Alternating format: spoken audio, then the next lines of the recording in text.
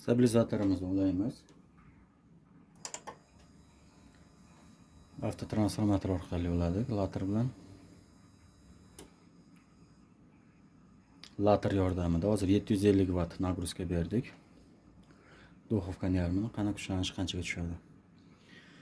Kuchlanishni tushiradigan bo'lsak, nagruzkamiz klesh qani edi. Mana klesh bilan o'lchaymiz hozir.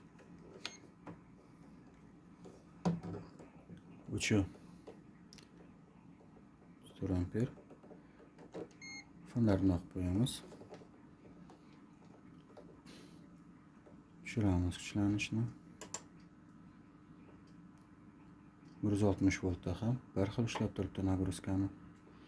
146 voltda ham 750 watt nagruzkani.